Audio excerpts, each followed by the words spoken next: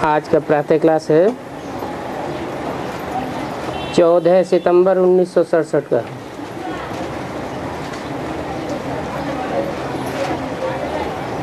गीत है तुम्हें पाके हमने जहां पा लिया है।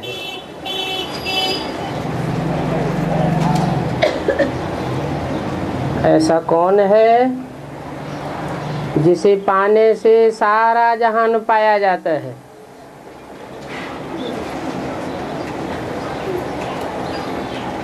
वो तो नाम रखाए लेते हैं शाहजहां, सारे जहान का शाह, परंतु उनकी राजाई तो भारत में ही थी। सारे जहान में तो बादशाही नहीं थी। ऐसा कौन है जो सारे जहान के ऊपर प्यार से राज्य करता है। शास्त्रों में सब देवताओं की ग्लानि लिखी हुई है। 33 करोड़ देवताओं में से ऐसा कोई नहीं है जिसकी ग्लानि न हो। परंतु सतयुग आज के जो लक्ष्मी नारायण हुए हैं उनकी ग्लानि कोई शास्त्रों में नहीं है। कोई ग्लानि का काम किया होगा तो ग्लानि होगी, किया ही नहीं होगा तो ग्लानि कहाँ से होगी। हो नारायण, पहले पुरुषार्थी जीवन में नर होता है और नर से पुरुषार्थ करके नारायण बनता है। बनाता कौन है? जो नर बनता है न नारायण बनता है, न देवता बनता है न राक्षस बनता है।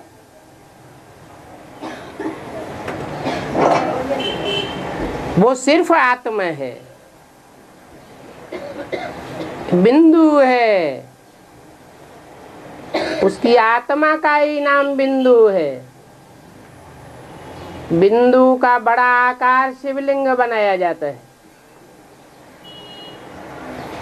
नाम शिवलिंग कहा जाता है।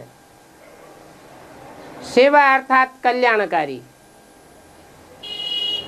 किस रूप में कल्याणकारी? लिंग रूप में कल्याणकारी। बिंदु है सुप्रीम सोल, लिंग है वो साकार स्वरूप जो नर से नारायण बनता है। कब बनता है? तब बनता है जब अपनी इंद्रियों के ऊपर पूरा ही कंट्रोल करता है।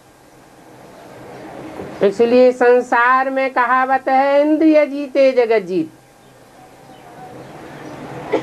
इंद्रियों में भी जीतने की मुख्य इंद्रिय है काम इंद्रिय। इसलिए कहा जाता है काम जीते जगत जीत। काम सिर्फ सीमित बात नहीं है। असीम कामनाओं के ऊपर जीत पाली माना काम जीत हो गया। इच्छा मात्रम अविद्या।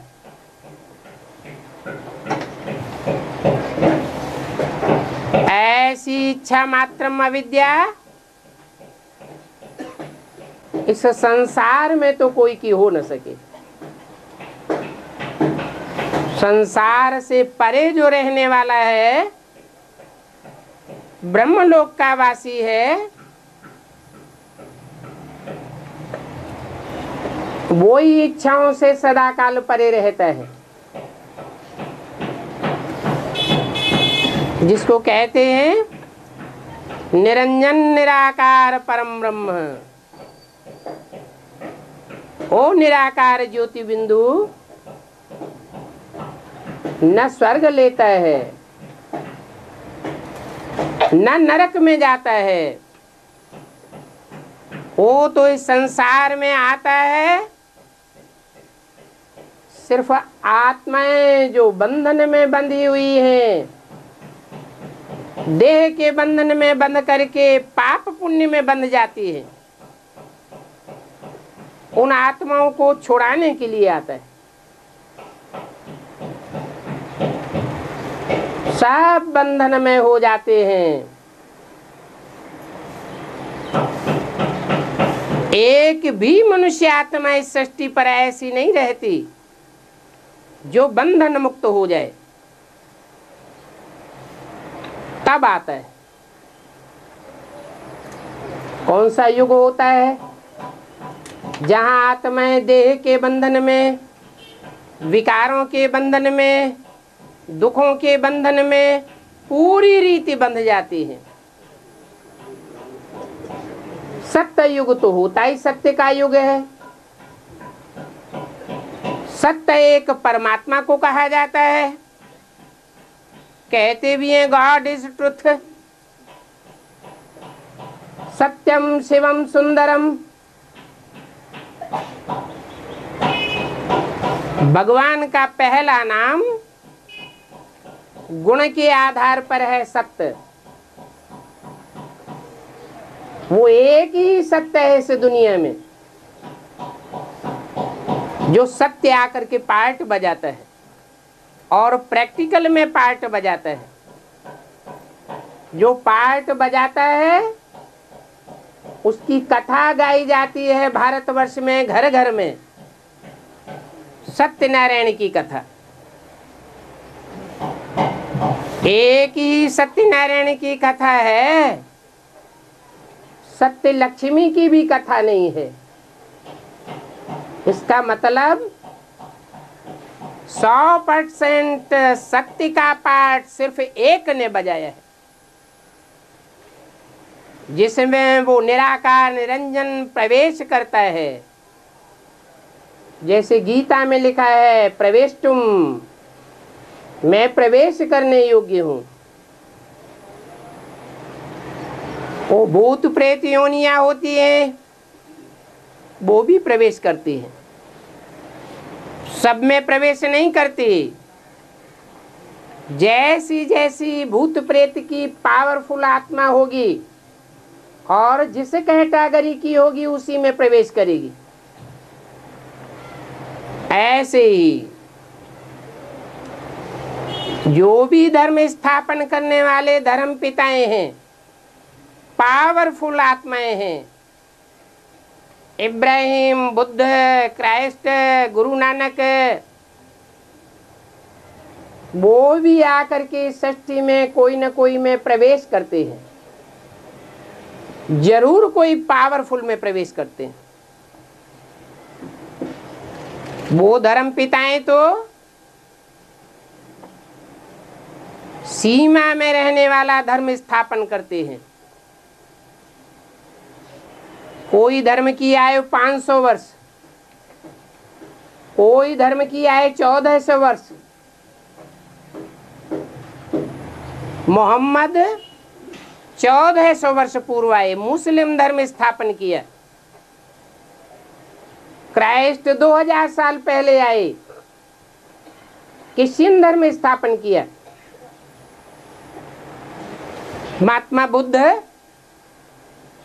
2,2500 साल पहले आए, बौद्ध धर्म स्थापन किया। जितना जितना पावरफुल आत्मा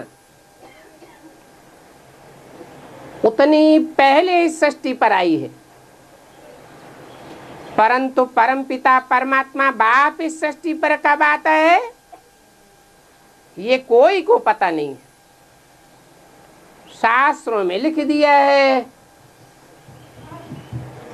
कि भगवान ने आकर के द्वापर के अंत में महाभारत युद्ध कराया और पापी कलयुग की स्थापना कर दी। अरे भगवान आएगा तो पापों के बंधन से छुड़ाएगा या पापों को बढ़ा करके जाएगा? भगवान तो है ही दुख हरता, सुख करता। वास्तव में भगवान को आने की जरूरत तब है जब ये सृष्टि चौथी अवस्था को पहुंच जाती है। दुनिया में हर चीज की चार अवस्थाएं होती हैं। मकान हो, दुकान हो, मनुष्य हो, कोई भी हो, पहले हर चीज सतो प्रधान होती है, सुखदायी होती है, बीच में रजो प्रधान होती है, दुख की शुरुआत होती है और अंत में तमो प्रधान बन जाती है। दुख ही दुख दिखाई पड़ता है। ऐसे ये सृष्टि के भी चार आयाम है। सतो प्रधान सतयुग, रजो प्रधान द्वापर युग और तमो प्रधान कलयुग। कलयुग के अंत में ही पापों का आबार इकट्ठा हो जाता है, भंडार इकट्ठा हो जाता है। हर मनुष्य आत्मा पापों से त्राहि त्राहि करती है। एक भी मनुष्य आत्मा इस सृष्टि पर ऐसी नहीं जो तन से, मन से, धन से, संपर्कियों से और संबंधियों से दुख का अनुभव न करती हो।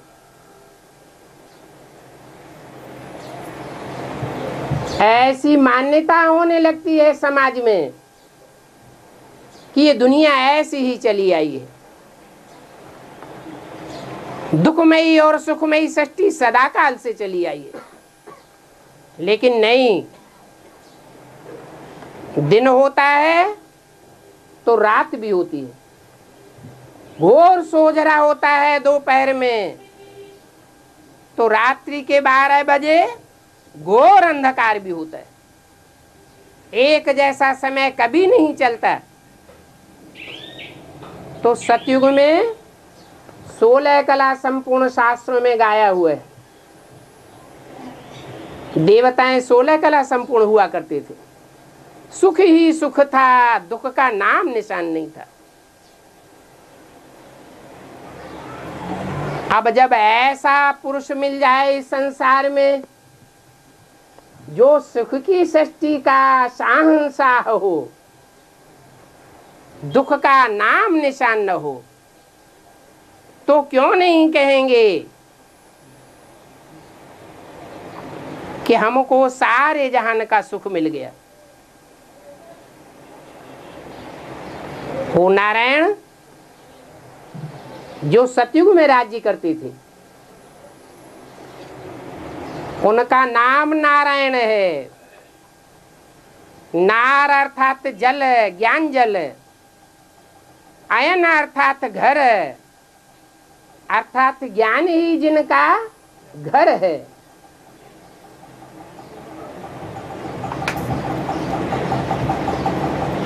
नारायण के विष्णु रूप को शेष सैया पर आराम से बैठे हुए दिखाया जाता है।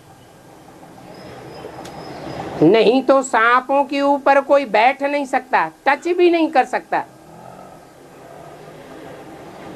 भय पैदा हो जाएगा। वास्तव में ये परमपिता परमात्मा शिव की यादगार है। वो जिस मुकर्रर रथ में प्रवेश करता है उसकी ऐसी स्थिति बनाए देता है जो भारतीय परंपरा में ऊंचे ते ऊंचे देवता शंकर की स्थिति दिखाई गई है। सांपों के बीच में रहता है। सांप गले में पड़े हुए हैं, कमर में पड़ा हुआ है, बाजू में पड़े हुए हैं, सर के ऊपर सांप हैं। सांप ही सांप। सांप कहा जाता है विकारी को। 5 अंगों में 5 सांप पड़े हुए हैं। काम विकार का सूचक, क्रोध विकार का सूचक, लोभ विकार का सूचक, और सर के ऊपर अहंकार का सूचक। ऐसी ऐसी विकारी आत्माएं लिपटी रहती हैं आस्तीन के सांप के रूप में, तो भी वो उनसे घबराता नहीं है। ऐसी आत्मिक स्थिति की पराकाष्ठा होती है कि वो सांप भी वशीभूत होकर के रहते। जो शास्त्रों में गायन है, शेर और बकरी एक घाट पानी पीते थे, वो नारायण के राज्य का गायन है। मनुष्य चाहे तो ऐसा सृष्टि का वातावरण बना सकता है कि जानवर भी आत्मिक स्थिति में आ जाएं, अपने हिंसक वृत्ति को छोड़ दें, लेकिन वो तब ही हो सकता है जब एक परमपिता परमात्मा शिव को प्रैक्टिकल रूप में जाना जाए, पहचाना जाए कि वो कैसे इस सृष्टि पर आकर के इस मानवीय सृष्टि के हीरो पाठधारी में प्रवेश करता है और प्रवेश करके उसको नर से नारायण बनाता है। जो नारायण सतयुग का मालिक कहा जाता है। सतयुग के मालिक पने से पहले सारे विश्व का मालिक है, इसलिए विश्वनाथ कहा जाता है। दुनिया में ऐसे बड़े बड़े हुए जिन्होंने आकांक्षा की कि सारे विश्व के ऊपर हमें राजाई प्राप्त करनी है। हिटलर, नेपोलियन, मुसोलिनी, लेकिन रास्ता गलत अपनाया, हिंसा का रास्ता अपनाया और वो विश्व के ऊपर विजय प्राप्त नहीं कर सके। कोई भी विश्व के ऊपर विजय प्राप्त नहीं कर सकता। विश्व के ऊपर विजय प्राप्त करना सिर्फ परम पिता परमात्मा शिव ही आकर के सिखाते हैं। वो है योग बल, याद का बल। याद अर्थात प्यार, जिससे प्यार होता है उसकी याद स्वतः आती है। सच्चा दिल का जिगरी प्यार होना चाहिए। ऐसा प्यार हो जो लवलीन देखने में आवे।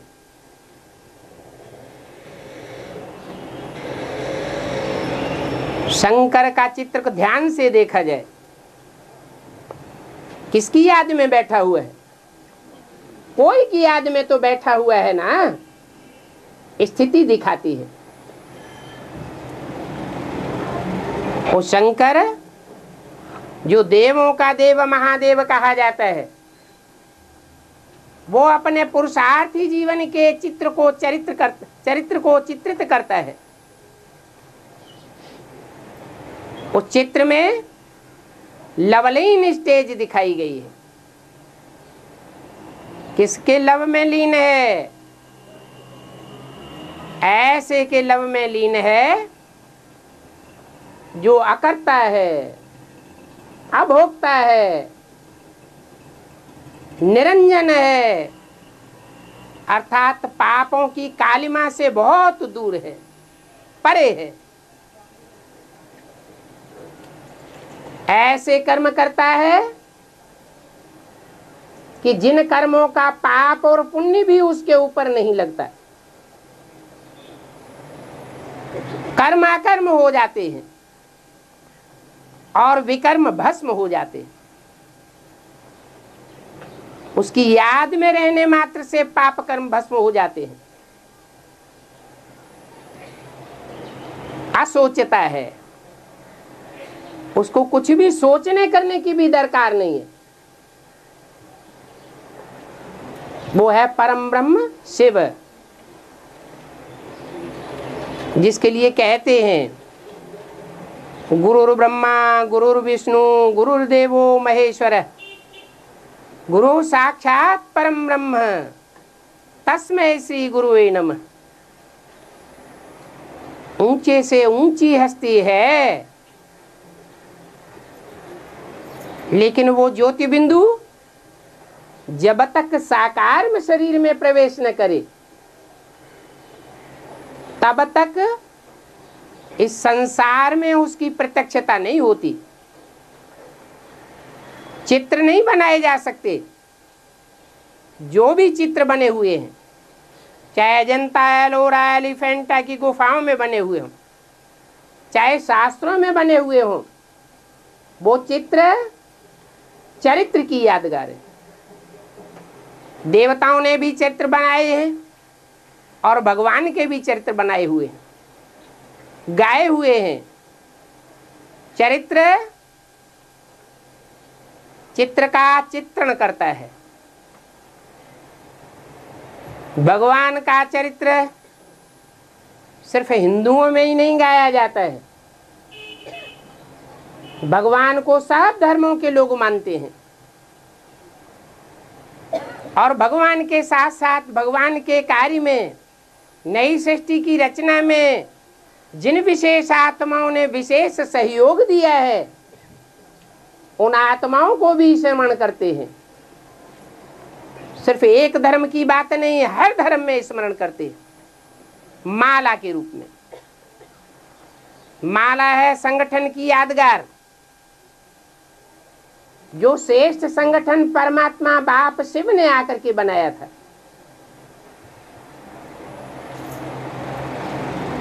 वो श्रेष्ठ संगठन के मणके जो आत्मिक रूप में गोल गोल दिखाए जाते हैं, वो हर धर्म में सिमरण किए जाते हैं। मुसलमान भी माला घुमाते हैं, क्रिश्चियंस भी माला स्मरण करते हैं। नास्तिक धर्म की आत्माओं को छोड़ करके बाकी हर धर्म की आत्माएं, हिंदू हो, मुसलमान हो, सिख हो, ईसाई हो, बौद्धि हो, सब माला का स्मरण करते हैं। और माला के साथ साथ भगवान की स्मृति जुड़ी हुई है। भारतवर्ष में जब माला का स्मरण करते हैं तो हर मणके को स्पर्श करने के साथ साथ राम राम राम बोलते हैं। ये भारतीय परंपरा में दो ही ऐसी हस्तियां हैं जो हीरो हीरोइन के रूप में गाई हुई हैं। राम है हीरो और कृष्ण है हीरोइन, मृदुल रूप है। राम का कठोर पार्ट है, बाप कठोर होता है और माता मृदुल होती है। ये राम कृष्ण की आत्माएं जो शास्त्रों में गाई हुई हैं, वो ही जन्म मरण के चक्र में आते आते जो सतयुग के आदि में नारायण थे, विष्णु रूप थे, वो जन्म मरण के चक्र में आते आते कलयुग के अंत में नर बन जाती है।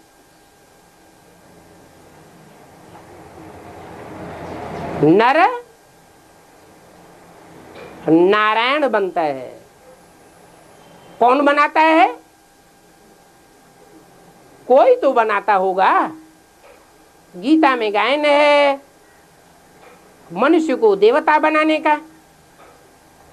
मनुष्य अच्छे कर्म करता है तो देवता बनता है, दुष्ट कर्म करता है तो राक्षस बनता है। दुष्ट कर्म करना किसने सिखाया? जो सतयुग त्रेता में देवताएं थे, वो द्वैतवादी युग द्वापर में आकर के कैसे मनुष्य बन गए?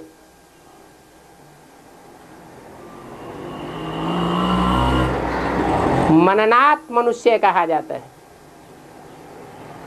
जो मन को चलाता है वो मनुष्य कहा जाता है। जिसका मन चलायमान होता है। 10 इंद्रियों में मुख्य है मन। मन को जीत लिया तो सारी इंद्रियों को जीत लिया।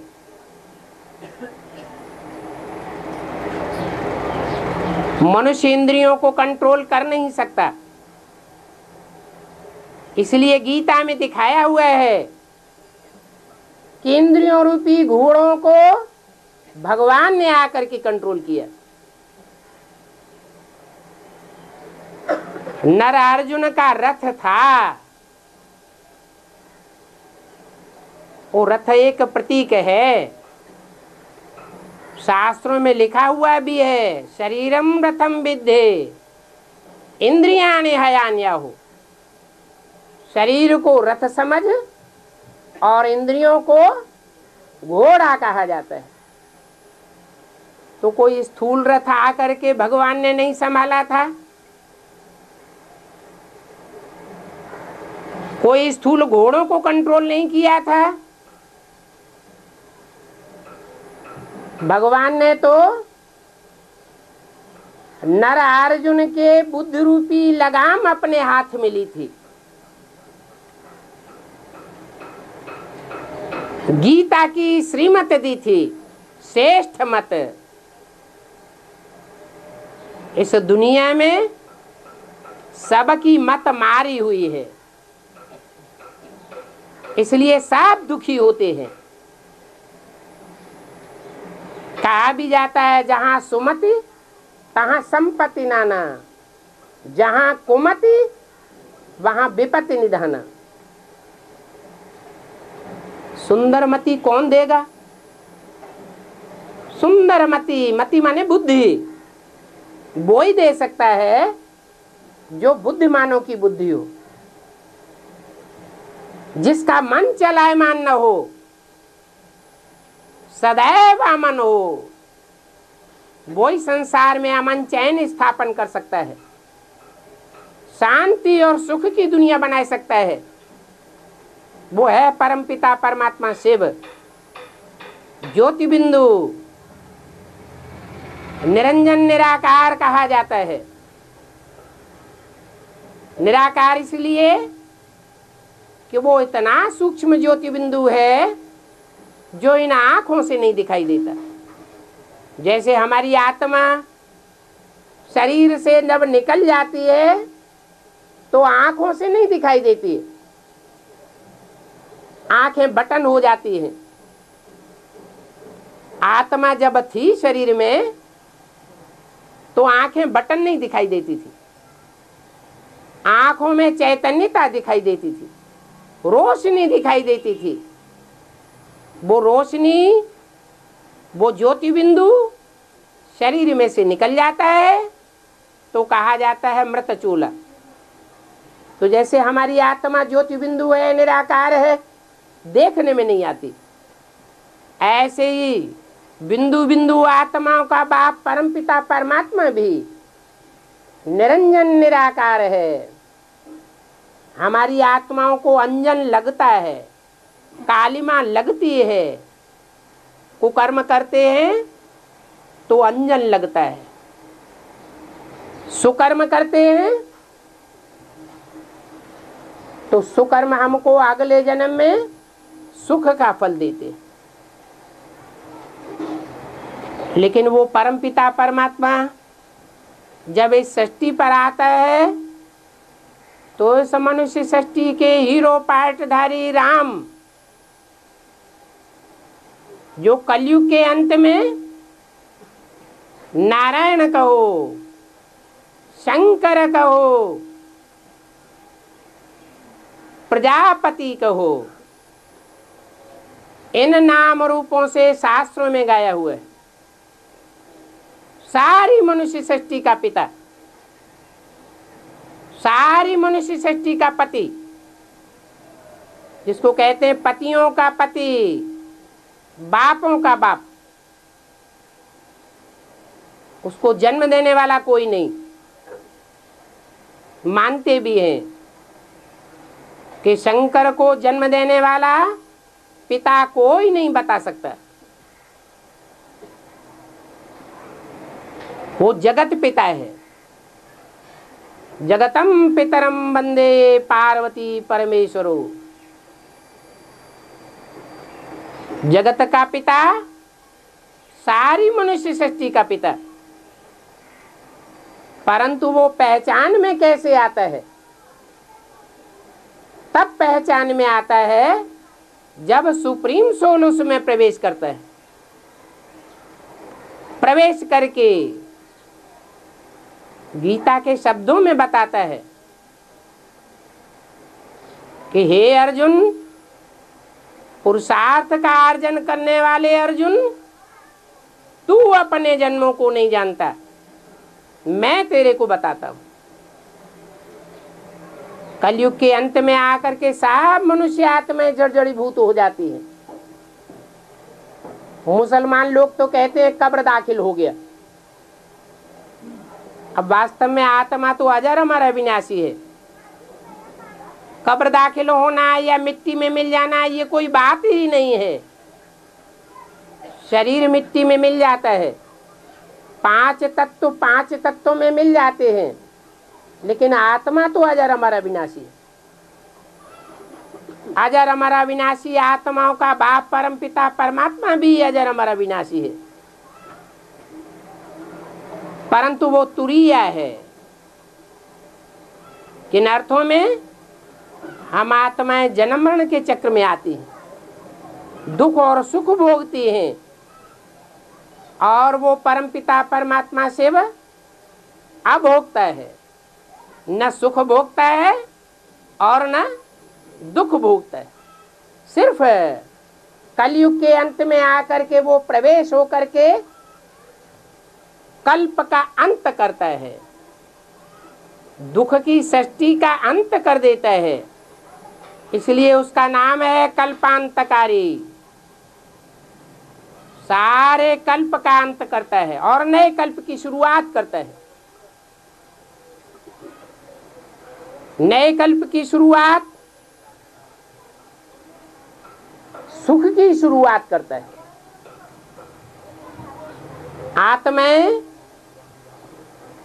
देह के बंधन में आना शुरू होती हैं सतयुग के आदि में, परंतु आत्म की स्थिति में रहने के कारण सुख ही सुख का अनुभव होता है, दुख का अनुभव नहीं हो सकता। आज मनुष्य अपने आत्मिक स्वरूप को भूल गया। सुबह से लेके शाम तक देह भान में रहता है। कोई से भी पूछो आप कौन है, तो देह भान में आकर बोलेगा मैं डॉक्टर हूं, मास्टर हूं, कलेक्टर हूं, मिनिस्टर हूं। देह का भान आवेगा। ये बुद्धि में बात नहीं आवेगी कि मैं ज्योति बिंदु आत्मा हूं, जिसकी यादगार महर्षियों ने हमारे मस्तक में बिंदु या टीका लगाना शुरू किया था।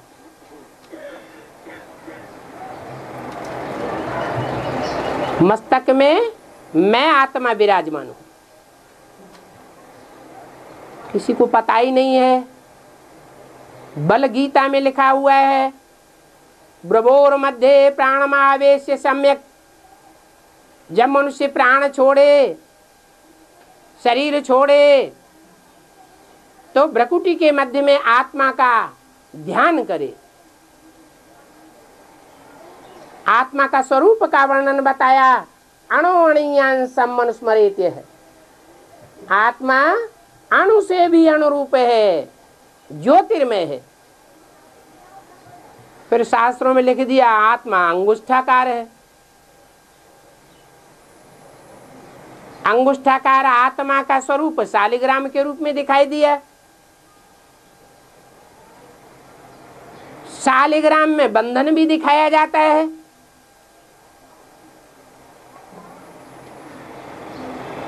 तो एक ने एक बात कही, दूसरे ने दूसरी बात कही, तीसरे ने तीसरी बात कह दी। एक ही गीता की 108 टीकाओं से भी ज्यादा टीकाएं हो गई। माध्वाचार्य गीता अलग बात बताती है, शंकराचार्य की गीता वो टीका अलग बात बताती है, टैगोर गीता अलग बात बताती है। तो सच्चाई का लोप हो जाता है। अनेक बातें मिक्स होने से सत्य लोप हो जाता है। द्वैतवादी दुनिया की शुरुआत हो जाती है। उस द्वैतवादी दुनिया का नाम द्वापर रखा गया, जहां से शास्त्रों की टीकाएं होना आरंभ हुई। नहीं तो शास्त्रों में भी पहले सच्ची बात थी, लेकिन विकारी मनुष्यों की विकारी बुद्धि ने भांति भांति के इंटरप्रिटेशन करके उन शास्त्रों के तंत्र को ही गायब कर दिया, और जो कुछ रहा बचा था वो मुसलमानों ने आकर के पहाड़ों में भून दिया, नदियों में फाड़ के फेंक दिया, जमीन में गाड़ दिया। उसके बाद जो कुछ और थोड़ा बहुत बचा वो क्रिश्चियंस आकर के विदेशों में ले गए, अच्छे अच्छे ग्रंथों को ढूंढ करके। जर्मनी में जाकर के जर्मनी का संग्रहालय बना लिया, उसका उल्टा पलटा अर्थ करके एटम बम बना लिए, क्योंकि शास्त्रों में लिखा हुआ है कि महाभारत काल में आग्नेय अस्त्र है,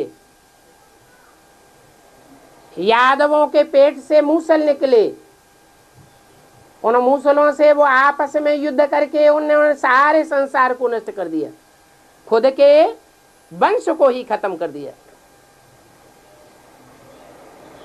लेकिन सच्चा अर्थ तो परमपिता परमात्मा ही आकर के बताता है। शास्त्रों का सार क्या है वो भगवान के अलावा कोई नहीं बता सकता। वो स्वयं इस सृष्टि का सार है। वो आकर के बताता है कि शास्त्रों में स्थूल रूप में जो बातें लिखी हुई हैं वो प्रतीकात्मक बातें हैं, उनका लाक्षणिक अर्थ है।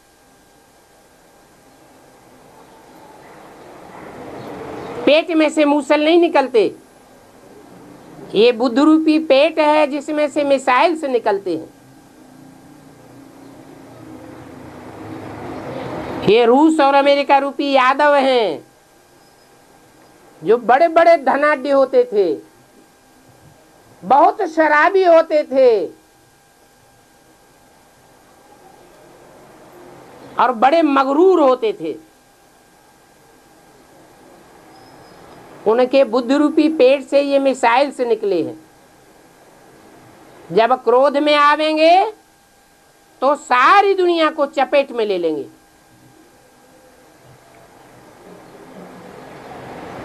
परंतु नुधा हुआ है ये विनाश का कार्य शंकर के माथे चढ़ा हुआ है। शंकर द्वारा विनाश।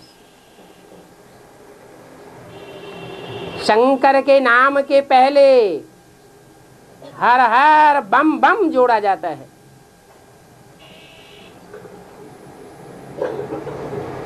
ये बम शब्द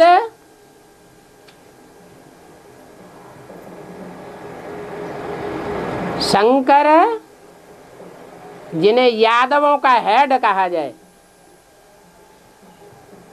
वो ही प्रेरणा देते हैं कि आसुरी सृष्टि का विनाश हो जाए। ये सारी सृष्टि आसुरी बन गई, आसुरी धर्म सारी दुनिया में फैल गए और आदि सनातन देवी देवता धर्म की स्थापना लोप हो गई। वो लोप हुए धर्म को स्थापन करने के लिए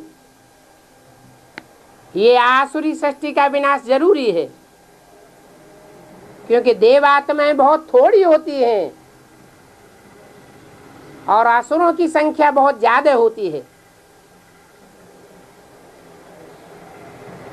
सतयुग आदि से ही सोल वर्ल्ड कहो, ब्रह्मलोक कहो, ईश्वरीय लोक कहो, जहां से आत्माएं इस सृष्टि पर आती हैं और चोला धारण करती है, जन्म मरण के चक्र में आती रहती है। आदि में थोड़ी आत्माएं आती है, श्रेष्ठ आत्माएं,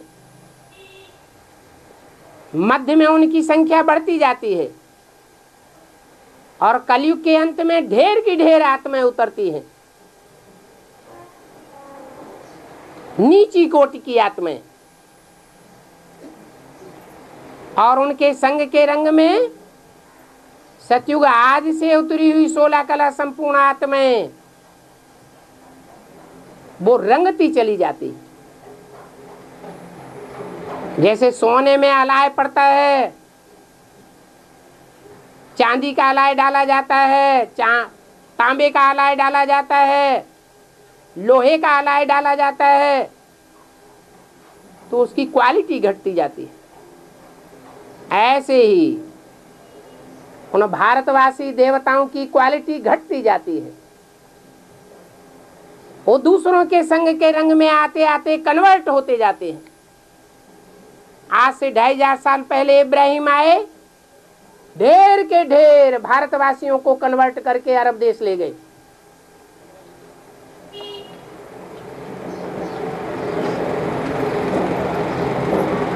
उन इस्लामियों में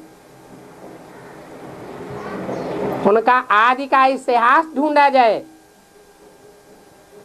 तो पता चलेगा कि वो आदि में वो भाई बहन में शादियां कराते थे, क्योंकि उनकी जनरेशन ही नहीं थी। अपनी जनरेशन को बढ़ाने के लिए उनमें ये व्यभिचार फैलता रहा। भारतवासी तो देवताएं थे, देवताएं अब व्यभिचारी होते हैं, मर्यादा पुरुषोत्तम होते हैं। सीता की दृष्टि राम में, राम की दृष्टि सीता में डूबती।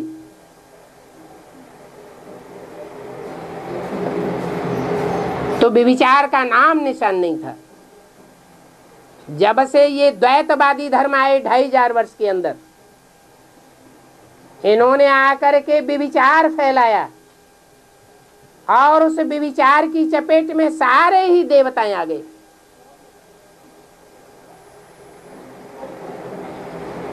हमारी शर्म के अपन को देवता कहना ही बंद कर दिया, हिंदू कहलाने लगे।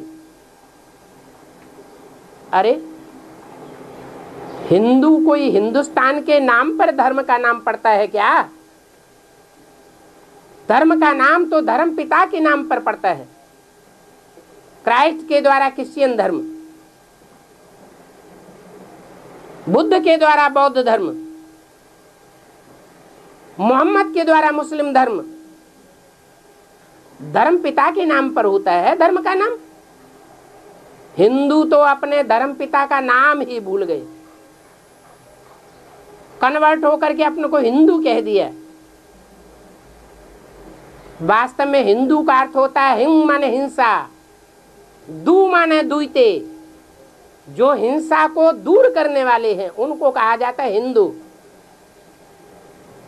भारत में अभी हिंसा बढ़ी हुई है या घटी हुई है? हिंसा तो दिन दूनी रात चौगनी बढ़ती जाती है। इसे हिंसक दुनिया को अहिंसक कौन बनाएगा?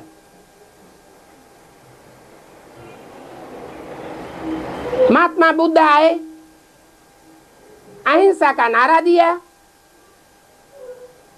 मुसलमानों ने आक्रमण किया, बौद्धियों ने हाथ उठा दिए, तो हिंसा बढ़ी या घटी? हिंसा का बोलबाला करने वाले ही अगर, अहिंसा का बोलबाला करने वाले ही अगर हिंसक लोगों के अधीन हो जाएंगे तो हिंसा बढ़ेगी या घटेगी? बढ़ती चली जाएगी। बौद्ध धर्म ही लोप हो गया। बौद्धियों का शासनकाल हिस्ट्री में सबसे कम चला। सारी पृथ्वी पर मुसलमानों का राज्य फैल गया। अभी 200 वर्ष के अंदर क्रिश्चियंस राज्य फैला है, लेकिन ये सब विधर्मी हैं, विपरीत धर्म का आचरण फैलाने वाले हैं। हिंदू सब कन्वर्ट होते रहे, कोई मुसलमान कभी हिंदू नहीं बना, कोई क्रिश्चियन कभी हिंदू नहीं बना। दूसरे दूसरे धर्म में कन्वर्ट होते गए। सबसे पुराना धर्म और सबसे कम संख्या रह गई। क्या कारण हुआ? कमजोरी क्यों आई? क्योंकि अपने धर्म पिता को भूल गए। आखिरीन परमपिता परमात्मा स्वयं ही सृष्टि पर आते हैं और ब्रह्मा के द्वारा जो वेदवाणी उच्चारण करते हैं, उस वेदवाणी का मनन चिंतन मंथन करने से जो मानसी सृष्टि पैदा होती है, उस मानसी सृष्टि में 4 ब्राह्मण ब्रह्मा के पुत्र पैदा होते हैं। सनत, सनातन, सनंदन, सनत कुमार, चारों ही ज्ञानी तू आत्माएं, ब्रह्मचर्य का तेज धारण करने वाली। उनमें जो बड़ा पुत्र है वो ऊंचे से ऊंचा ब्राह्मण कहा जाता है।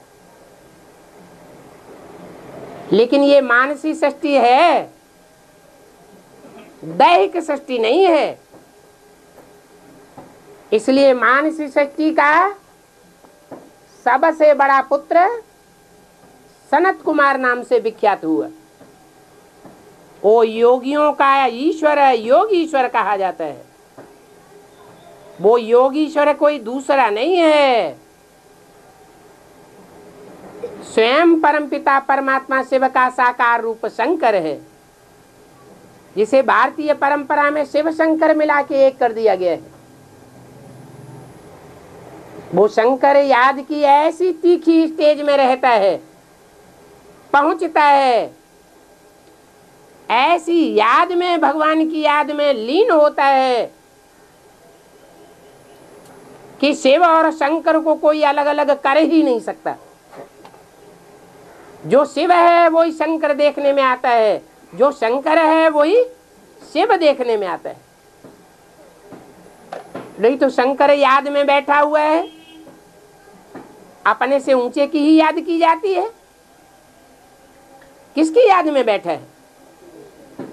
जरूर वो आत्मिक रूप में बैठ करके अपने आत्माओं के बाप को याद करता है।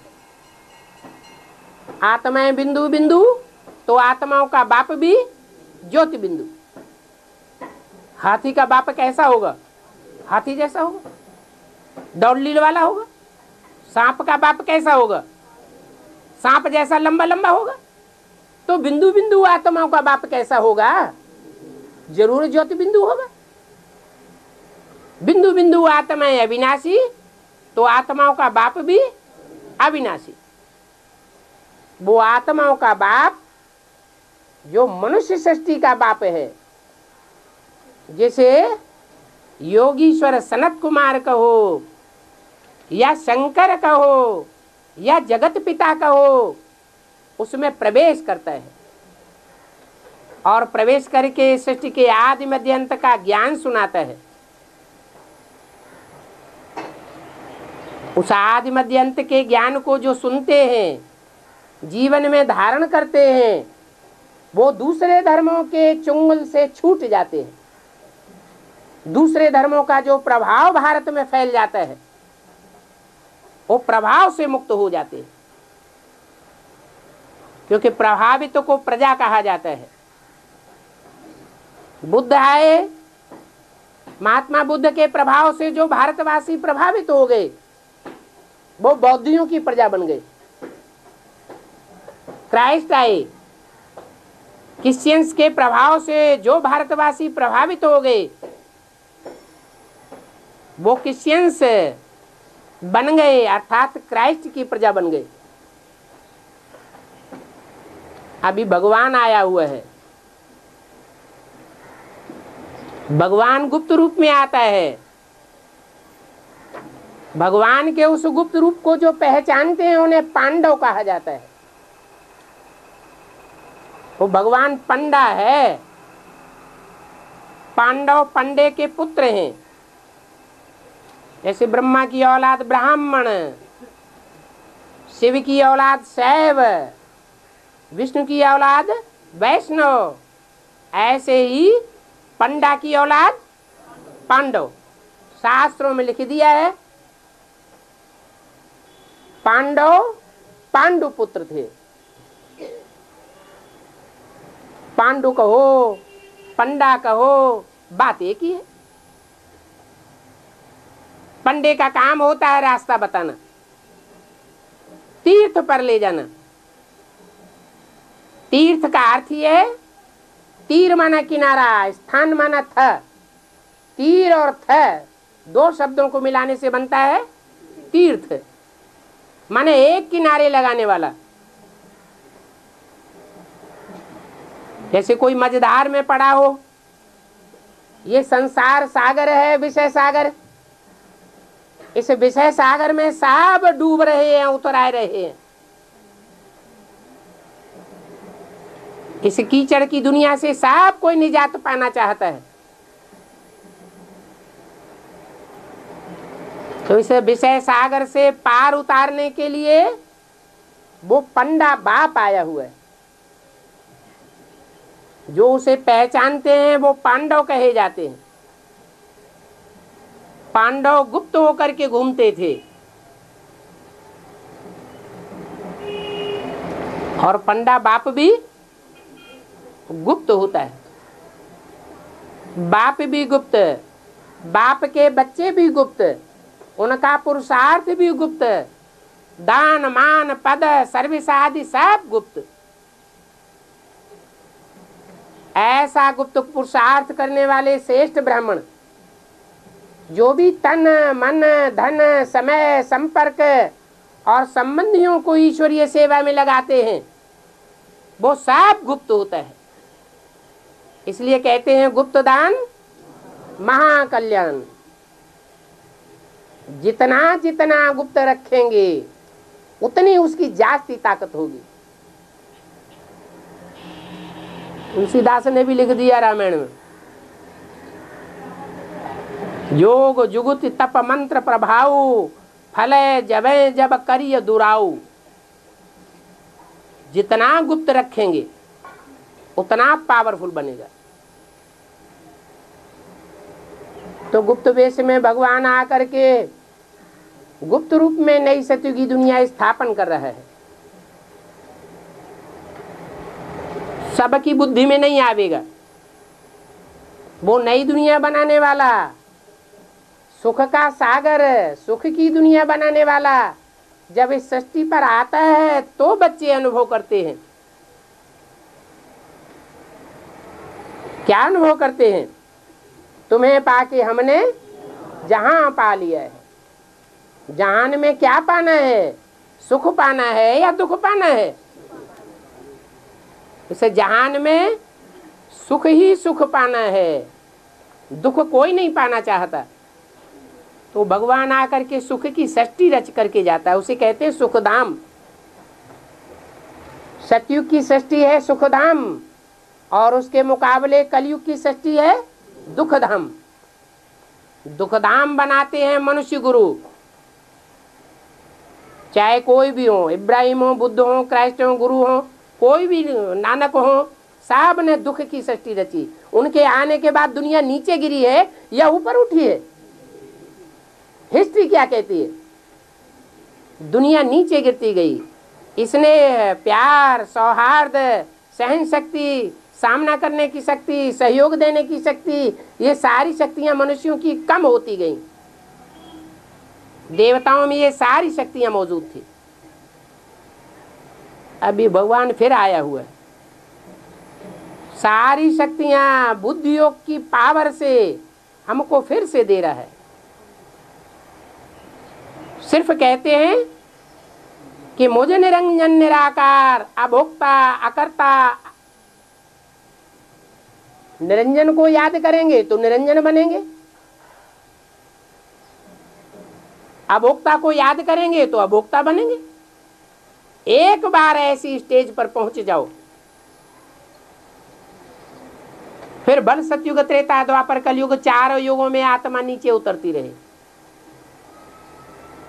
जैसे पार्क बने होते हैं, बच्चे सीढ़ी पर चढ़ते हैं और वहां से धीरे धीरे नीचे उतरते रहते हैं, घूमते घामते। तो ऐसे ही ये सृष्टि एक प्रकार की सीढ़ी है। एक जन्म में ही आकर के परमात्मा सबकी सदगति करके जाता है। नंबरवार सबकी सदगति होती है। जो समझ करके परमात्मा के स्वरूप को जान करके अपने अंदर से प्यार पैदा करते हैं, वो भगवान की नई सृष्टि में आनंद करते हैं। और जो उपेक्षा करते हैं, उनको ये नई सृष्टि में जाना नहीं हो सकता। ये पुरानी दुनिया में ही उनको शरीर छोड़ना पड़ेगा। उसके लिए एटम बमों का निर्माण होता है। आज से 70 साल पहले न भगवान इस सृष्टि पर आया था और न एटम बम बने थे। एटम बम का नाम निशान भी मनुष्य की बुद्धि में नहीं था। वो भगवान जब इस सृष्टि पर आता है तो पहले 3 देवताओं का निर्माण करता है, ब्रह्मा, विष्णु और शंकर। शंकर जब आते हैं, अपना कार्य आरंभ करते हैं, तब 1945 में छोटी छोटी एटम बम्बियां बनकर के तैयार होती हैं।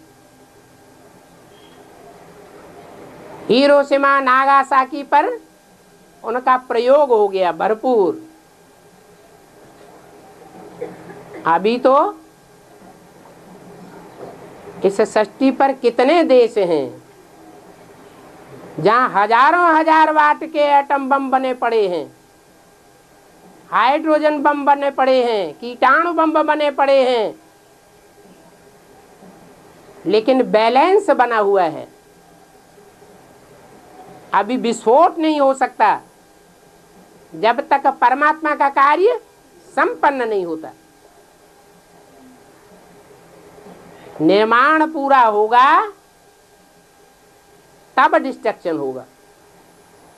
ऐसे नहीं कि नई सृष्टि के नए संगठन का निर्माण न होने पाए, पैराडाइज न बनने पाए, वो जन्नत न बनने पाए और इस दुनिया का विनाश हो जाए। सारी डोरी शंकर के हाथ में है। शिव कहो, शंकर कहो, इसलिए उनके नाम के साथ हर हर बम बम बम फटेंगे तो पापों का हरण करेगा। इस नगरी का नाम भी क्या है? अभी तो मुंबई हो गया है। वो भी हिसाब से है, क्योंकि शंकर स्वयं विनाश नहीं करता। शिव शंकर भोलेनाथ की शक्तियां ही असुरों का विनाश करती हैं, आसुरी सृष्टि का विनाश करती। असुर संहारिणी गाया जाता है। असुर संहारिणी देवियां कही जाती हैं, देवता नहीं कहा जाता। इसलिए अभी कुछ वर्षों से बॉम्बे का नाम क्या रख दिया गया? मुंबई, मुंबा देवी के नाम पर। क्योंकि विनाश के कार्य में महाकाली विशेष सहयोगी बनती है। महाकाल की मारा मार खेल खलास कर देती है। सूक्ष्म बात, लेकिन स्थूल रूप में उठाई हुई है। पहले सूक्ष्म कार्य संपन्न होता है या स्थूल? बच्चे की पैदाइश होती है तो पहले सूक्ष्म में होता है या स्थूल में पैदा हो जाता है? मकान बनता है तो पहले दिमाग में नक्शा आता है सूक्ष्म में, या स्थूल में मकान बन के पहले तैयार होता है? पहले सूक्ष्म में होता है।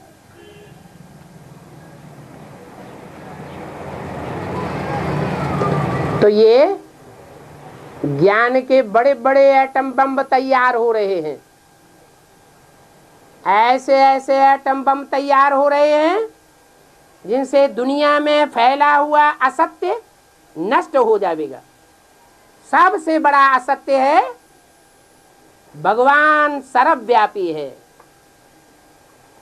बाप कहते हैं मैं तो एक व्यापी बन करके अर्जुन के रथ में आता हूं, जो पुरुषार्थ का 100% अर्जन करता है उसके शरीर रूपी रथ में आता हूं, मुकर्रर रथ में आता हूं। एक मुकर्रर रथ में आऊंगा तो सारी दुनिया अच्छा याद करेगी, या सर्वव्यापी हो जाऊंगा तो अच्छा याद करेगी? बुद्धि एकाग्र कब होगी? एक में आऊंगा तो बुद्धि एकाग्र होगी। अनेकों रूप में अगर प्रत्यक्ष हो जाऊंगा तो बुद्धि बिखर जाएगी। ये बुद्धि की एकाग्रता आकर के परमात्मा बाप सिखाता है, और सबने हमारी बुद्धि को बिखेरा है, और भगवान हमारी बुद्धि को एकाग्र करता है। ये वाइब्रेशन की पावर तैयार होती है। वाइब्रेशन की ये पावर तैयार होने से संगठन बनता है, संगठन की शक्ति आती है। ओम शांति।